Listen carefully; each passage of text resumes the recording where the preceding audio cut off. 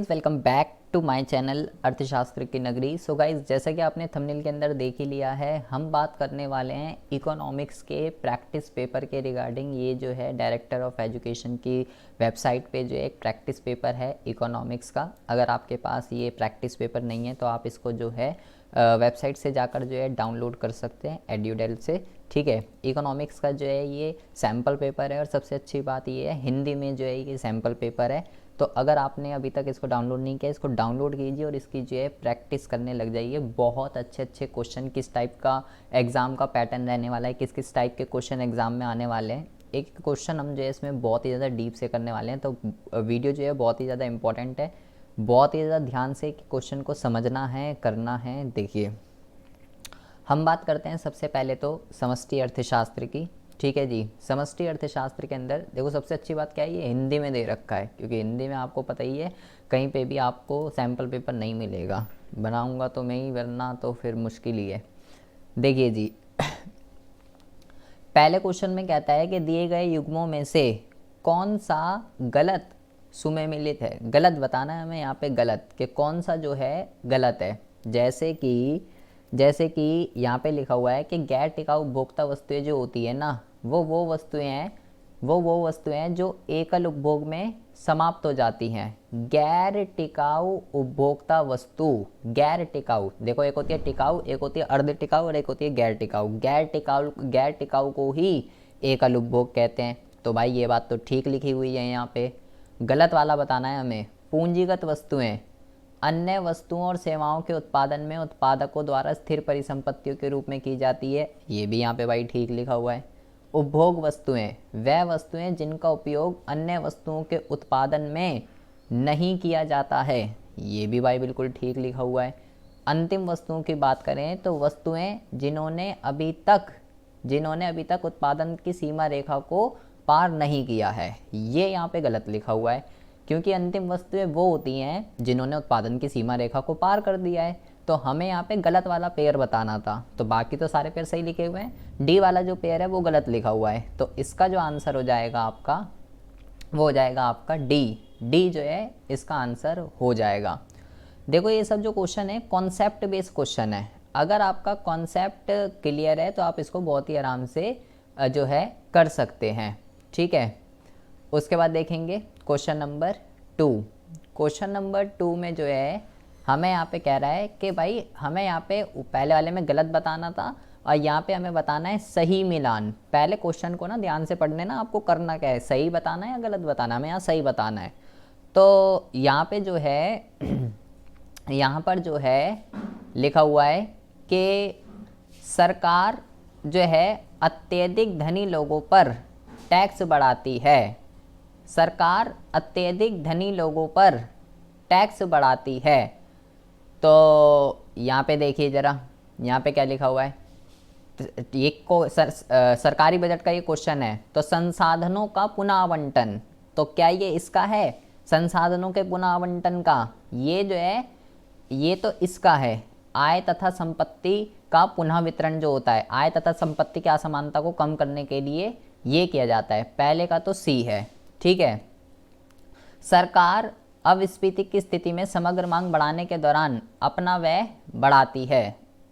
सरकार क्या करती है, जब न्यून मांग की स्थिति होती है तो मांग को बढ़ाने के लिए अपना व्यय बढ़ाती है, आर्थिक स्थिरता लाने के लिए। तो पहले का तो सी है और दूसरे का बी है।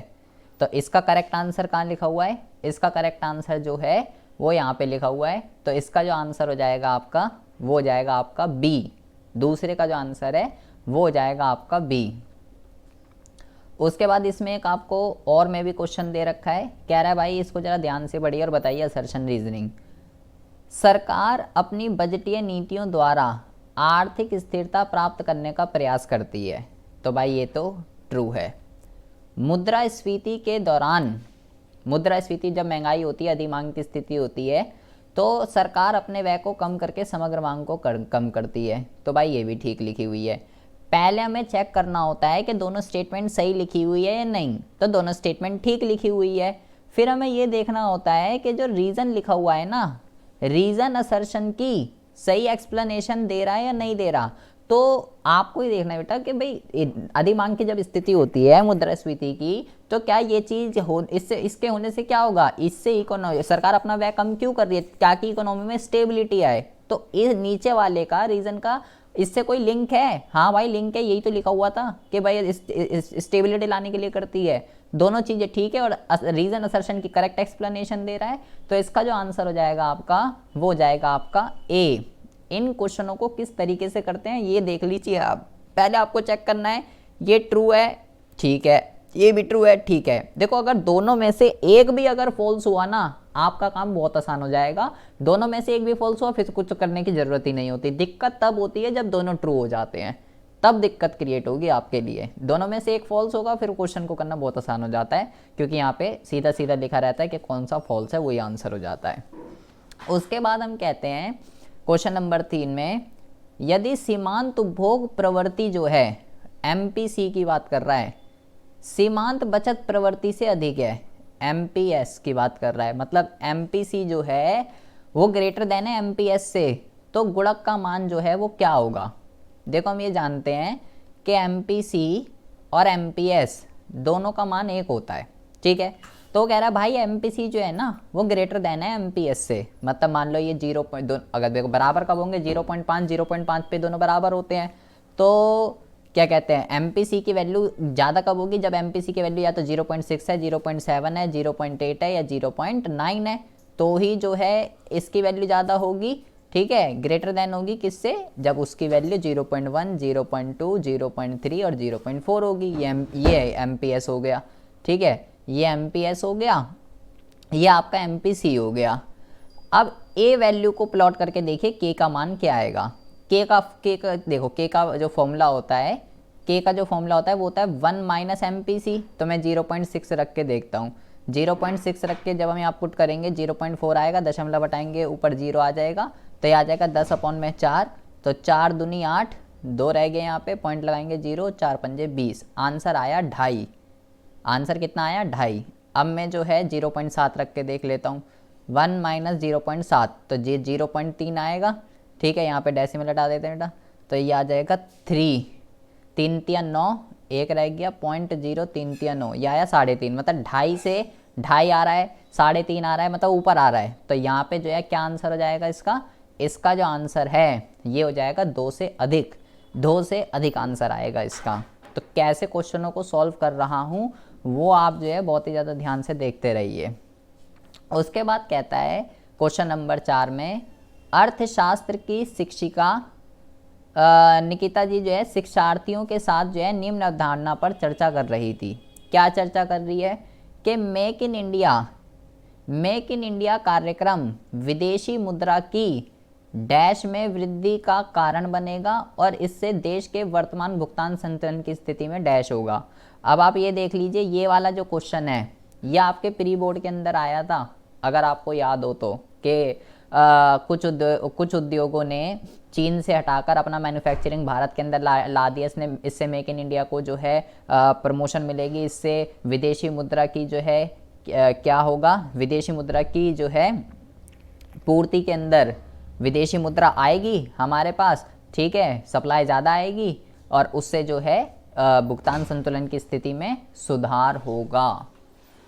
तो यहाँ पे सेम क्वेश्चन था थोड़ा सा घुमा के, तो इसमें से क्वेश्चन आते हैं, सीधा आ गया बहुत अच्छी बात है, घुमा के आ गया वो आपकी किस्मत है।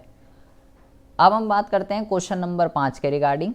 क्वेश्चन नंबर 5 में कहता है कि कॉलम सही जोड़े की पहचान कीजिए, सही पेयर बताना है, सही पेयर।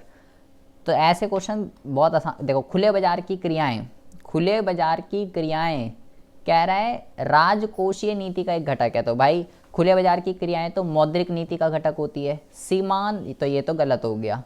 सीमांत आवश्यकताएं क्या होती हैं, कुल बैंक जगह का न्यूनतम अनुपात जो उन्हें अपने पास रखना होता है, ये भी गलत हो गया, ये तो SLR होता है। बैंकों का बैंक केंद्रीय बैंक का कार्य है, ये तो सही लिखा हुआ है यहाँ पे, और ये यहाँ पे गलत लिखा हुआ है। तो सी का थर्ड जो है वो ओके है, तो ये इसका जो है आंसर हो जाएगा। उसके बाद कहता है क्वेश्चन नंबर 6 में कि निम्नलिखित में से कौन सा सरकार के पूंजीगत व्यय का एक उदाहरण है। पूंजीगत व्यय का, जिससे या तो एसिड बन जाए या लायबिलिटी कम हो जाए। भूमि भवन मशीन और उपकरणों की खरीद पर व्यय, क्या ये है? शेयरों में निवेश, क्या ये है? इससे एसिड इम्पैक्ट होंगे, इससे भी एसिड इम्पैक्ट होंगे। केंद्र सरकार द्वारा राज्य और केंद्र शासित प्रदेशों सरकार पीएसयू और अन्य पार्टियों को ऋण और अग्रिम भुगतान, इससे लायबिलिटी इफेक्ट होगी। सबसे तीनों जो एग्जाम्पल दे रखे हैं ए बी सी, तीनों से एसिड और लायबिलिटी जो है इफेक्ट होगी। तो उपरोक्त सभी जो आंसर है, क्योंकि सारे एग्जाम्पल पूंजीगत व्यय के ही दे रखे हैं। उसके बाद हम बात करते हैं क्वेश्चन नंबर 7 के रिगार्डिंग। कह रहा है इस कथन को ध्यान से पढ़िए और बताइए कि भाई कथन कौन सा सही है कौन सा गलत है। किसी अर्थव्यवस्था में आय के स्तर में वृद्धि के साथ साथ स्वायत्त निवेश बढ़ता है। तो आपको बेटा पहले स्वायत्त निवेश पता होना चाहिए क्या होता है। वो तो आय बढ़े या घटे वो तो फिक्स रहता है, तो ये तो भाई फॉल्स दे रखा है। किसी अर्थव्यवस्था में प्रेरित निवेश ब्याज की दर और आय के दर में परिवर्तन के साथ परिवर्तित होता है। निवेश के दो प्रकार होते हैं, एक स्वायत्त निवेश, एक प्रेरित निवेश। तो प्रेरित निवेश लाभ कमाने के उद्देश्य से बढ़ता होता है, आय बढ़ने के साथ बढ़ता है, कम होने के साथ घटता है। जैसे ब्याज की दर बढ़ती है यहाँ पे जो है, तो उसके साथ साथ परिवर्तित होता है। तो ये तो ठीक लिखा हुआ है, बिल्कुल ये ट्रू है। पहला कथन फॉल्स है और दूसरा कथन जो है वो ट्रू लिखा हुआ है। तो देख लेते हैं इसका आंसर। पहला कथन जो है वो फॉल्स है और दूसरा जो है वो ठीक लिखा हुआ है, तो बी जो है इसका आंसर हो जाएगा। उसके बाद हम बात करते हैं 8 के रिगार्डिंग। यहाँ पे कहता है सही युग्म की पहचान कीजिए। ठीक है, सही की बताना है, पहले देख लेना क्वेश्चन में अच्छे से, सही का बताना है गलत का बताना है। तो कह रहा है जो पूंजी खाता जो अधिशेष है, पूंजी खाते में सरप्लस कब आएगा? कैपिटल वाले में, जब पूंजी खाते का अंतर प्रवाह, अधिशेष का मतलब इनफ्लो ज़्यादा होना चाहिए आउटफ्लो से, तो अंतर प्रवाह मतलब इनफ्लो कम है आउटफ्लो, ये तो गलत हो गया, ये तो गलत हो गया। चालू खाते का अधिशेष, चालू खाते में अधिशेष, चालू खाते का इनफ्लो चालू खाते के आउटफ्लो से ज़्यादा है, ये ओके है। और देख लेते हैं कुछ, यहाँ पे डज नॉट इक्वल टू का साइन लगा हुआ है, ये संतुलन, ये भी गलत है, ये भी गलत है। एक तो मैं मिल गया सही, ठीक है, मैं वैसे चेक कर रहा हूँ और कुछ तो नहीं है। और क्या कहते हैं, यहाँ पे लिखा हुआ है ग्रेटर देन इक्वल टू, तो ये भी गलत हो गया, घाटा। अगर यहाँ लेस देन होता तो एक सही हो गया, बी का सेकेंड आंसर हो जाएगा, ये इसका आंसर है। तो सिर्फ कॉन्सेप्ट क्लियर होने चाहिए आपको। अब हम बात करते हैं क्वेश्चन नंबर 9 के रिगार्डिंग। क्वेश्चन नंबर 9 में कहता है दिए गए रिक्त स्थान ए और बी में सही विकल्प को चुनिए। अगर बैंक दर में कमी होगी, बैंक दर, पहले तो आपको ये पता होना चाहिए, पहले तो आपको ये पता होना चाहिए कि बैंक दर जो है ये होती है जिस रेट पे आरबीआई कमर्शियल बैंकों को लोन देता है, तो लोन उनको सस्ता मिल रहा है, लॉन्ग टर्म लोन। तो लॉन्ग टर्म लोन जो है अगर सस्ता मिल रहा है तो यहाँ पे जो है क्या कहते हैं, वाणिज्य बैंकों द्वारा साख की पूर्ति में जो है वो तो वृद्धि होगी, लेकिन मुद्रा के संचालन में कमी नहीं आएगी, ये इसका आंसर है। साख की पूर्ति में वृद्धि होगी और संचालन में वृद्धि हो जाएगी, सी इसका आंसर है। यहाँ पे आएगा साख की पूर्ति में वृद्धि और मुद्रा के संचालन में वृद्धि। उसके बाद हम बात करते हैं क्वेश्चन नंबर 10 के रिगार्डिंग। क्वेश्चन नंबर 10 में कहता है कि भाई मौद्रिक नीति जो होती है ना, केंद्रीय बैंक द्वारा तैयार की गई एक नीति है। तो भाई ठीक है, ओके है। इस नीति में अर्थव्यवस्था में मुद्रा की पूर्ति, उपलब्धता, ऋण की लागत को विनियमित करने के लिए किए गए उपाय शामिल होते हैं। तो भाई ये भी ठीक है। दोनों कथन जो हैं वो बिल्कुल ओके लिखे हुए हैं और ये इसकी करेक्ट एक्सप्लेनेशन दे रहा है। ए इसका जो है करेक्ट आंसर है। मौद्रिक नीति के अंदर जो आरबीआई तैयार करता है न्यून मांग और अधिमांग के लिए, उसमें यही सब होता है, कितनी मुद्रा की सप्लाई करनी है, बढ़ानी है, घटानी है, कितनी मनी की सप्लाई की अवेलेबिलिटी रखनी है, नहीं रखनी, ऋण की लागत ज़्यादा रखनी है, कम रखनी, यही सब मौद्रिक नीति के अंदर तय किया जाता है। बहुत अच्छा क्वेश्चन है ये, ठीक है। ये जो लिखा हुआ है ना इसने कारण के अंदर, इसको क्या कहते हैं, ये मौद्रिक नीति का एक तरीके से अर्थ ही है, ठीक है, मौद्रिक नीति का अर्थ है ये। उसके बाद हम बात करते हैं, ये तो हो गए आपके 10 एक नंबर वाले। उसके बाद हम बात करते हैं 11वें क्वेश्चन के रिगार्डिंग। कह रहा है भाई सरकार का बैंकर के रूप में केंद्रीय बैंक के कार्य समझाइए। बेटा फिक्स क्वेश्चन है, फिक्स, घर से ही लिख के लेके जा सकते हो, नोट इशू करना, सरकार का बैंकर, बैंकों का बैंक और अंतिम ऋणदाता। चार में से ये चार में से क्वेश्चन फिक्स है, 3 नंबर का आना ही आना है। तो इसको ढंग से करिए, अपने पास इतना कंटेंट रखिए कि 3 नंबर का क्वेश्चन आए मैं इसमें लिख दूं। मुद्रा जो है वो आवश्यकता का जो दोहरा संयोग की जो वस्तु विनिमय की समस्या है उसको हल करती है। एक काल्पनिक उदाहरण का प्रयोग करते हुए इस कथन की पुष्टि कीजिए। तो आपको ये लिखना है, पहले इसको आपको वस्तु विनिमय के बारे में समझाना है कि भाई वस्तु विनिमय की सबसे बड़ी दिक्कत क्या है, दोहरे संयोग का अभाव। क्या ऐसे व्यक्तियों को देखना पड़ता था कि जिसके पास गेहूं है उसे चावल चाहिए, जिसके पास चावल है उसको गेहूं चाहिए। मतलब एक व्यक्ति की जो डिमांड होती है वो दूसरे की सप्लाई होनी चाहिए, और एक की जो सप्लाई है वो दूसरे की डिमांड होनी चाहिए। वस्तु विनिमय में ये प्रॉब्लम थी, ठीक है। लेकिन मुद्रा ने इस प्रॉब्लम को दूर कर दिया। भले ही एक व्यक्ति गेहूँ के बदले में चावल लेने के लिए तैयार है या नहीं है, पर वो गेहूँ के बदले में मुद्रा लेने के लिए हमेशा तैयार है। उसने उदाहरण बोला है तो उदाहरण देना है, क्योंकि मुद्रा से हम जो चाहे जब चाहे जहाँ चाहे खरीद सकते हैं। तो ये हो गया आपका क्वेश्चन। यहाँ पे कि लंबा चौड़ा सा पैराग्राफ दे रखा है और कह रहा है जी रिपोर्ट समाचार जो है कुछ पढ़ लीजिए। चलिए जी देख लेते हैं क्या रामायण कथा है। 2 प्रश्नों के उत्तर देखने। देखिए 2020-21 की पहली तिमाही में भारत की आर्थिक वृद्धि जो है वो इतने से फिसल गई, मतलब जीडीपी इतने डाउन हो गई। मौद्रिक जीडीपी और वास्तविक जीडीपी दोनों में से कौन आर्थिक विकास को अधिक सही से मापता है? अपने उत्तर के समर्थन में कारण दीजिए। फिक्स क्वेश्चन है, फिक्स। ऊपर कुछ नहीं करना, रामायण कथा दे रखी है और कुछ नहीं करना। आपको ये बताना है मौद्रिक जीडीपी और वास्तविक में से अच्छा कौन होता है? वास्तविक। यह आर्थिक कल्याण का अच्छा सूचक होता है। और क्यों होता है? क्योंकि इससे देश के अंदर उत्पादन के अंदर जो है वृद्धि होती है, वस्तु सेवाओं के प्रभाव बढ़ता है, लोगों के जीवन की गुणवत्ता में सुधार होता है। इसके अंदर इन्फ्लेशन को शामिल नहीं किया जाता। कई सारे महत्व लिख दो भाई, इसका महत्व आया था ना प्री बोर्ड में वास्तविक जीडीपी का। सरकारी आंकड़ों के अनुसार जून की तिमाही के दौरान स्थिर कीमतों पर जीडीपी इतने प्रतिशत कम हो गई। इसका देश के लोगों के कल्याण पे क्या प्रभाव पड़ेगा बताइए। स्थिर कीमतों पर जीडीपी कौन सी होती है? वास्तविक वाली। वो इतने से कम हो गई, तो अगर वास्तविक जीडीपी अगर घटती है तो लोगों के कल्याण पे क्या प्रभाव पड़ेगा? लोगों के कल्याण में कमी आएगी। वास्तविक जीडीपी का कम होने का मतलब देश के अंदर वस्तुओं और सेवाओं का उत्पादन जो है वो कम हो रहा है। ये जो पूरा का पूरा क्वेश्चन है वास्तविक जीडीपी के ऊपर क्वेश्चन है, वास्तविक जीडीपी के ऊपर। कुछ क्वेश्चन ऐसे होते हैं जो ऊपर की रामायण कथा से होते हैं, लेकिन बाकी का कुछ नहीं है। ये रामायण कथा ऐसी दे रखी है, कुछ नहीं करना हमें यहाँ पे, ठीक है। नीचे आप पहले क्वेश्चन रीड आउट कीजिए कि क्या पूछ रहा है, वहीं से आंसर हो जाता है। यहाँ इसको पढ़ने में अपना टाइम वेस्ट नहीं करना कि क्या रामायण कथा दे रखी है। उसके बाद हम बात करते हैं 13वें क्वेश्चन के रिगार्डिंग। कह रहा है भाई एक अर्थव्यवस्था के अंदर जो स्वायत्त निवेश है ना वो इतना है, एमपीएस इतना है, स्वायत्त निवेश इतना है। यदि आय के संतुलन इतना है तो स्वायत्त उपभोग जो है वो ज्ञात कीजिए। तो देखते हैं क्या क्या दे रखा है। पहले मैं के निकाल लेता हूँ, ठीक है। के का जो फॉर्मूला होता है वो एमपीएस 0.3 दे रखा है, तो यहाँ पे 0.3 दे रखा है। तो के का जो फॉर्मूला है ये हो जाएगा 10/3। तो के की जो वैल्यू आएगी वो आएगी 3.3, ठीक है। अच्छा जी, और यहाँ पे देखते हैं आपको हमें यहाँ पे क्या निकालना है।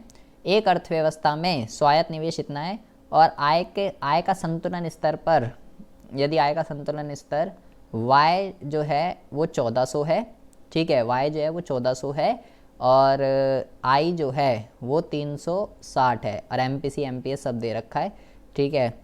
एमपीएस जो है वो 0.3 है, तो एमपीसी कितना होगा? एमपीसी 0.7 होगा। ये के मैंने ऐसे ही निकाल लिया, कहीं ज़रूरत पड़े तो। संतुलन का क्वेश्चन है, संतुलन का। तो संतुलन का अगर क्वेश्चन है तो y is equal to C plus I, ये हम लिख देते हैं, ठीक है जी। तो यहाँ पे हम लिखते हैं 1400 इज इक्वल टू सी का फॉर्मूला क्या होता है? सी bar plus B Y. B क्या होता है बेटा? यहाँ पे एम पी सी होता है, तो 0.7 इंटू में y कितना दे रखा है? y दे रखा है 1400, ठीक है। ये मैंने पूरी की पूरी सी की वैल्यू पुट कर दी और प्लस आई कितना दे रखा है? 360। तो ये हो जाएगा आपका 1400 is equal to C bar plus, आपको क्या करना है 1400 को और 0.7 को इसको आपस में जो है मल्टीप्लाई करना है, ठीक है। तो 980 आएगा ये आपका, ठीक है। 980 और प्लस 360, 980, ये प्लस का साइन है बीच में, ठीक है। 980 आ गया, इसमें 360 जोड़ देते हैं, ठीक है। तो ये आ जाएगा आपका 1400 is equal to C bar plus यहाँ आ जाएगा 1340, और इसमें से 1400 को घटा दीजिए, 1400 को इसमें से घटा दीजिए, तो आपका जो है आंसर आ जाएगा डम 60 आ जाएगा सी बार। गारंटीड क्वेश्चन है। क्वेश्चन संतुलन के ऊपर एक क्वेश्चन आना ही आना है। कोविड-19 ने परिवारों के आय स्तर को उल्लेखनीय रूप से प्रभावित किया है और घरेलू व्यय और निवेश व्यय के स्तर को कम किया है, ठीक है। मतलब कि कोविड-19 की वजह से लोगों की इनकम कम हुई, लोगों की आय जो है वो कम हो गई, आय कम हो गया तो उपभोग व्यय जो है वो भी कम हो गया, और निवेश व्यय जो है वो भी कम हो गया, ठीक है। दोनों व्यय कम हो गए। इन दोनों का ही जो सम होता है, उपभोग व्यय और निवेश व्यय, इन दोनों का ही जो सम होता है उसको हम अंतिम व्यय कहते हैं। अंतिम व्यय कम हो गया क्योंकि अंतिम वस्तु दो तरीके की होती है, उपभोग वस्तु और पूंजीगत वस्तु। उपभोग वस्तुओं पे जो पैसे खर्च होते हैं उसको उपभोग व्यय कहते हैं, पूंजीगत वस्तुओं पे जो पैसे खर्च होते हैं उसको निवेश व्यय कहते हैं। तो इस प्रकार समग्र मांग का स्तर कम हो गया, एग्रीगेट डिमांड जो है कम हो गई। न्यून मांग की स्थिति जो है अर्थव्यवस्था में क्रिएट हो गई। जब अर्थव्यवस्था मंदी की स्थिति में हो तो सरकारी निवेश में वृद्धि के आर्थिक प्रभावों का परीक्षण कीजिए। मांग कम है तो कह रहा है ऐसी स्थिति में सरकार को सरकारी व्यय में वृद्धि अगर करनी चाहिए, सरकारी व्यय में अगर वृद्धि करनी चाहिए तो इससे क्या होगा। ये आपसे क्वेश्चन जो पूछा गया है, न्यून मांग और अधिमांग वाला जो चैप्टर है ना, उसमें न्यून मांग को ठीक करने के उपाय में राजकोषीय नीति में सरकारी व्यय में वृद्धि कैसे इसका उपकरण है ये हमको बताना है। गारंटीड क्वेश्चन है बेटा, न्यून मांग वाला चैप्टर पूरा करके जाना है आपको। ये फिर से वही आ गया डेटा वाला क्वेश्चन। देखते हैं यहाँ पे क्या दे रखा है। यहाँ पे कहता है कि निम्नलिखित आंकड़ों से वर्ष 2001 और 2002 के लिए भारत सरकार के बजट अनुमान पर आधारित है राजकोषीय घाटा, राजस्व घाटा और प्राथमिक घाटा, सारे घाटे जो है निकाल देने हैं, ठीक है जी। तो निकाल देते हैं जी। देखिए यहाँ पे हम बात करते हैं सबसे पहले हम बात करते हैं राजस्व घाटे की। तो राजस्व व्यय कैसे निकलता है, देखिए ये निकलता है आपका, जैसे कि ये दे रखा है 1,63,031 और प्लस 68,714। देखिए जी ये आपका कैसे निकलता है।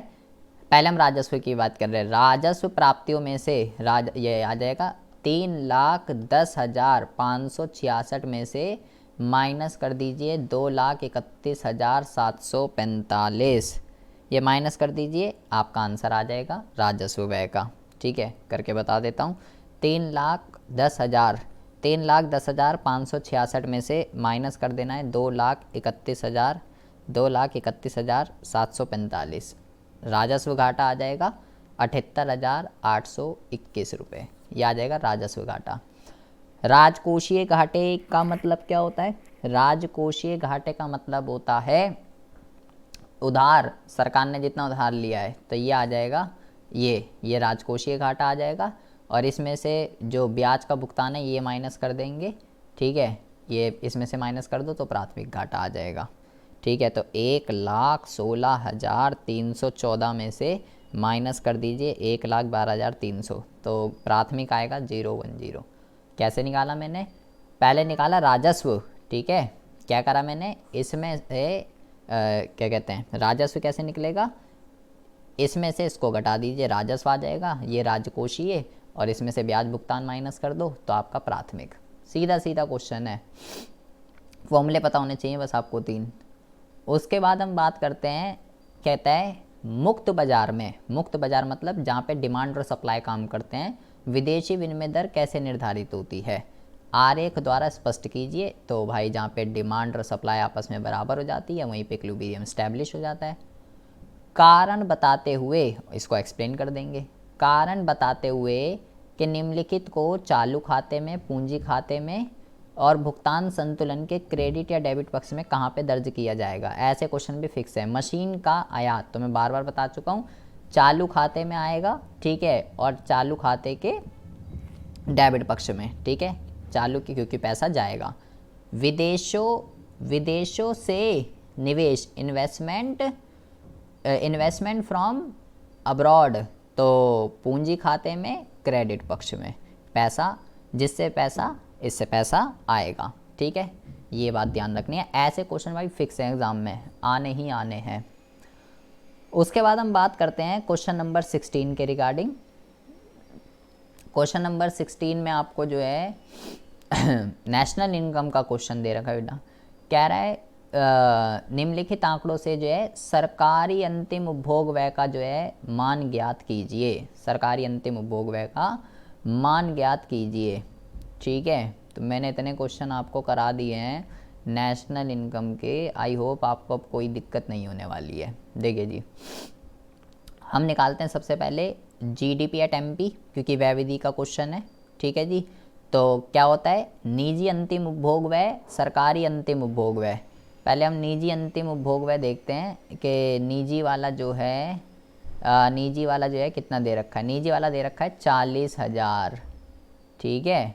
तो ये तो दे रखा है, अरे यार, ये तो दे रखा है आपको 40,000, ठीक है। तो इसको तो हम लिख देते हैं यहाँ पे, इसको तो हम लिख देते हैं 40,000 दे रखा है ना आपको, तो वो तो दे रखा है बेटा 40,000। निजी अंतिम उपभोग व्यय, सरकारी मुझे निकालना है, ठीक है, प्लस सकल घरेलू पूंजी निर्माण, ये आपको चाहिए। सकल घरेलू पूंजी निर्माण सीधा दे रखा है 10,000। सकल घरेलू पूंजी निर्माण ये दे रखा, ठीक है, सकल घरेलू पूंजी निर्माण ये दे रखा। और शुद्ध निर्यात, शुद्ध निर्यात देख लेते हैं। शुद्ध निर्यात दे रखा है आपको, शुद्ध निर्यात दे रखा है आपको 5,000। तो इसको हम यहाँ पे 5,000 यहाँ पे पुट कर देते हैं। चल भाई 5,000 हम यहाँ पे पुट कर, ये आ जाएगा प्लस का 5,000, तो ये हो गया आपका 55। देखो ये हमारी इक्वेशन बन गई, GDP at MP is equal to 55,000 plus X. ये राष्ट्रीय आय दे रखी है, ठीक है। तो मैं यहाँ से क्या करता हूँ, जीडीपी एट एमपी मुझे चाहिए, और मेरे पास जो है एनएनपी एट एफसी है। राष्ट्रीय आय को एनएनपी एट एफसी कहते हैं। ग्रॉस का फॉर्मूला होता है नेट प्लस डेप, डीपी का फॉर्मूला होता है NP plus NFIA, and MP का फॉर्मूला होता है प्लस का एनआईटी, ठीक है जी। तो ये आपको दे रखा है 71,000। डेप्रीसिएशन आपको जो दे रखा है, यहाँ पे अचल पूंजी का उपभोग, ये आपको दे रखा है 3,000 दे रखा है आपको, ठीक है। तो हम जो है यहाँ पे ये दे रखा है आपको 3,000, यहाँ 3,000 पुट कर देते हैं। एंड विदेशों से शुद्ध कारक आय 1,000 दे रखा है, और एनआईटी शुद्ध अप्रत्यक्ष कर ये 2,000 दे रखा है। तो ये हो जाएगा आपका 71 और 3 74, 75, 76, 77, ये आ जाएगा यहाँ 77,000। 77,000 is equal to 55,000 plus X. 77,000 में से 55,000 जो है माइनस कर दीजिए, तो आपका आंसर आ जाएगा 22,000। 22,000 इज इक्वल टू एक्स, ठीक है जी। राष्ट्रीय आय में तो कोई दिक्कत होनी नहीं चाहिए, न्यूमेरिकल की हज़ारों वीडियो डाल चुका हूँ। उसके बाद फिक्स क्वेश्चन है, आना ही आना है। उसके बाद कह रहा है, क्या निम्नलिखित कारक आय को भुगतान की घरेलू आय में, भारत की घरेलू आय में जो है शामिल किया जाएगा या नहीं। घरेलू आय का कॉन्सेप्ट पता होना चाहिए। जापान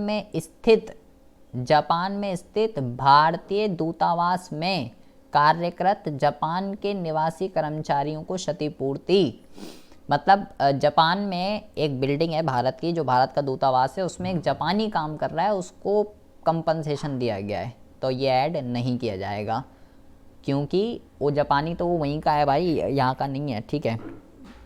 भारत में विदेशी बैंक की एक शाखा द्वारा अर्जित लाभ ये होगा, क्योंकि वो भारत के अंदर है, ठीक है जी। ये घरेलू सीमा का कॉन्सेप्ट आपको पता होना चाहिए। बड़े शहरों में पेट्रोल और डीजल कारों की बिक्री बढ़ रही है। सपोर्ट मटेरियल का क्वेश्चन है, सपोर्ट मटेरियल का खोल के देख लीजिएगा चाहे वहाँ पे। सकल घरेलू उत्पाद और इसके कल्याण पे प्रभाव बताइए। जीडीपी बढ़ेगा, लोगों के कल्याण में कमी आएगी, क्योंकि जब पेट्रोल डीजल की डिमांड बढ़ेगी, कार वगैरह ज़्यादा चलेंगे, ट्रैफिक ज़्यादा होगा, पोल्यूशन होगा, लोगों की हेल्थ ख़राब होगी। डिमांड क्यों, जीडीपी क्यों बढ़ेगी? क्योंकि इनसे कार की बिक्री बढ़ेगी, कार का उत्पादन बढ़ेगा और लोगों का कल्याण घटेगा। उसके बाद कह रहा है कि समझाइए आय जो है ना कैसे एक प्रवाह है और आय का चक्रीय प्रवाह। समझाइए आय कैसे एक प्रवाह है, क्योंकि इसको समय के एक निश्चित बिंदु पे नहीं मापा जाता, और आय का प्रवाह जो है वो चक्रीय कैसे है, ये हमको बताना है। सर्कुलैरिटी बतानी है कैसे है। तो क्या लिखोगे आप इसके अंदर, ये आप मुझे कमेंट करके ज़रूर बताएंगे कि क्या लिखना है। नहीं आएगा तो मैं जो है वो हुई। ठीक है, बहुत हलवा क्वेश्चन है, बहुत आसान। हमें ये बताना है कि इसको सर्कुलर फ्लो क्यों कहते हैं। ठीक है, इसको सर्कुलर फ्लो क्यों कहते हैं। उसके बाद ये कह रहा है read the diagram carefully and answer the question. आरेख को ध्यान से पढ़िए और नीचे दिए गए प्रश्नों के उत्तर दीजिए जी। ये आपको एक डायग्राम दे रखा है। ठीक है, ये आपको एक डायग्राम दे रखा है। तो यहाँ पे आपको ये बताना है, ये इक्विलिब्रियम यहाँ पे इस वाली सिचुएशन पे क्या होता है जी, जोन सा कर्व ऊपर होता है, जोन सा कर्व ऊपर होता है उसकी वैल्यू ज़्यादा होती है बेटा। तो यहाँ पे ए डी जो है वो ग्रेटर देन होता है ए एस से, और इस वाले पार्ट में कौन सा कर्व ऊपर है, ए एस वाला। इस वाले पार्ट में ए एस जो है वो ग्रेटर देन है ए डी से। ठीक है, यहाँ पे ये होता है। तो कहता है छायांकित स्थिति में होने पर क्या अर्थव्यवस्था संतुलन में है। तो भाई अर्थव्यवस्था तो संतुलन में नहीं है, अर्थव्यवस्था तो संतुलन में यहाँ होती है। उसने बोला छायांकित पे, तो यहाँ तो ए डी ग्रेटर देन है ए डी से। तो अर्थव्यवस्था के छायांकित हिस्से को क्या स्थिति दर्शाती है, तो ये तो मैंने लिख ही दिया, ए डी जो है ग्रेटर देन ए डी दर्शाती है। इस स्थिति को ठीक करने के लिए समायोजन तंत्र लिखे। तो जब डिमांड ग्रेटर देन होती है सप्लाई से, तो भाई जब डिमांड ग्रेटर देन होती है सप्लाई से, तो हमें ये बताना है क्या प्रोसेस चलेगा। प्रोड्यूसर का सारा माल बिक जाता है, वो नेक्स्ट टाइम जो है अधिक उत्पादन की योजना बनाता है जिससे एग्रीगेट सप्लाई बढ़ती है जब तक डिमांड के बराबर ना हो जाए। इस बिंदु का नाम बताइए जहाँ अर्थव्यवस्था संतुलन में होती है। इस बिंदु का नाम बताना है, इस बिंदु का। बहुत गजब का क्वेश्चन है, गजब कह सकते हैं, गजब। ठीक है, गारंटीड क्वेश्चन है, फिक्स एग्जाम के अंदर आना है बेटा। आप आय और रोजगार वाला चैप्टर नहीं छोड़ के जा सकते। ठीक है, क्या कहते हैं इसको, इफेक्टिव डिमांड। इस बिंदु को कहते हैं इफेक्टिव डिमांड का पॉइंट है ये, इफेक्टिव डिमांड का। ठीक है, कहीं समता बिंदु लिख के आ जाओ, इसको समविच्छेद बिंदु कहीं लिख के आ जाओ। समविच्छेद नहीं है ये, डिमांड, ये ए डी और ए एस की बात चल रही है, ना कि सी और एस की बात चल रही है। वो सी और एस का जो कर्व बनता है उसकी होती है वहाँ पे कहीं, इसको ब्रेक पॉइंट आप लिख। इफेक्टिव डिमांड, प्रभावी मांग कहते हैं इसको, प्रभावी मांग हिंदी में। ठीक है जी, तो ये हो गया आपका पूरा का पूरा मैक्रो का। ठीक है, भारतीय अर्थव्यवस्था जो है इसका अगले पार्ट में हम कर लेंगे कवर, ताकि आपको समझ में आना चाहिए। वीडियो बड़ी हो जाएगी, इससे बढ़िया एक एक करके करिए इसको। आप, आई होप आपको एक एक क्वेश्चन समझ में आ गया होगा, और मुझे इसका आंसर जो है आपको ज़रूर बताना है कि आय के चक्रीय प्रवाह को चक्रीय क्यों कहते हैं। ठीक है, कमेंट बॉक्स में कमेंट करके जो है मुझे इसका आंसर ज़रूर बताइएगा। तो मिलते हैं आपसे नेक्स्ट वीडियो में ऐसे इंटरेस्टिंग टॉपिक के साथ, और इसको डाउनलोड कर लीजिएगा एड्यूडेल की वेबसाइट पर डालिएगा, सीधा आ जाएगा। ठीक है जी।